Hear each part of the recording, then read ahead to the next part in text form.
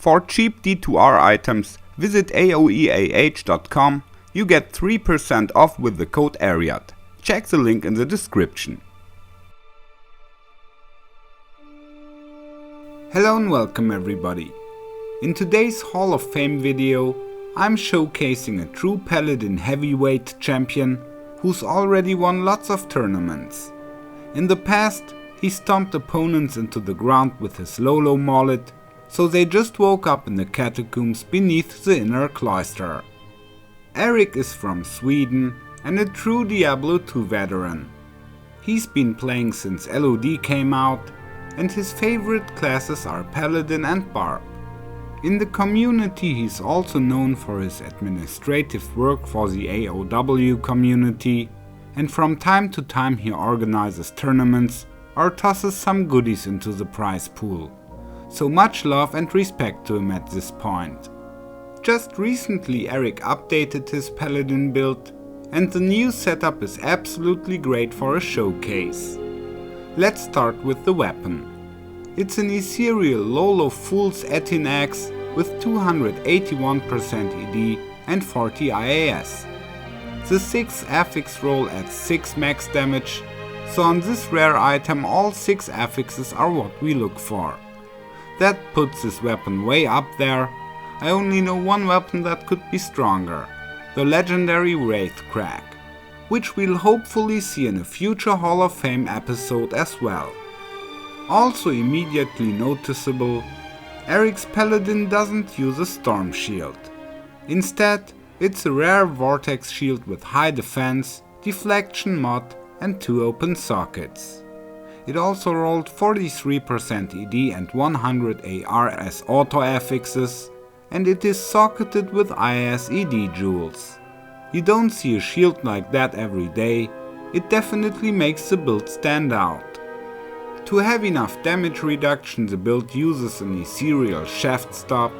In this case we have a perfect roll here, and the bear rune and the headgear is also required. His diadem has 45 stats, and at least 7 decks clearly come from the jewel he socketed. So we can deduce it's a jewel with min damage, double roll max damage and dexterity. Then we've got Gore Riders, Verdungos and Steel Rend, plus High Lords and Ravenfrost. The second ring is another trophy, a blood ring with strength, dexterity, AR and min damage, and all rolls are impressively high. In the inventory he's got Bear Claw 3 2020s, a perfect torch and a perfect Annie. Overall, his build is extremely close to the theoretical maximum. The weapon is only 19% ED and 14 max damage away from absolute perfection, which is insane for a rare item.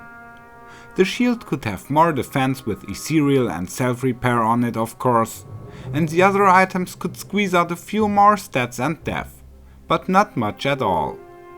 That leads us to those amazing stats. This FPAD build delivers 3000 to 8000 damage, with over 25k AR and nearly 33k defense, plus a hefty 4162 life. Very impressive as well.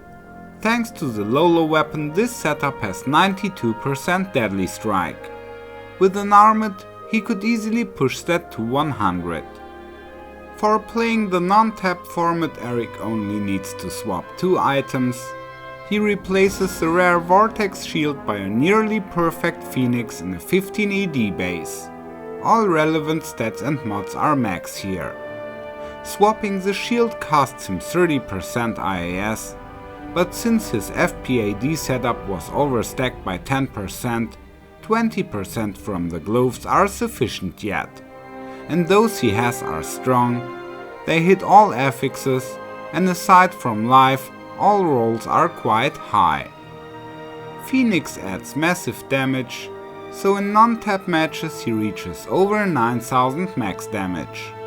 This setup has slightly less defense, but a bit more life, and AR stays roughly the same.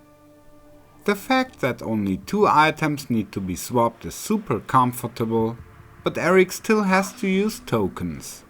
The FPAD setup needs a bit more strength for Steel Rend, while the non-tap setup needs more dex to reach max block with Phoenix. To optimize his stats, he still has to respec. You can now watch his slaying machine in action.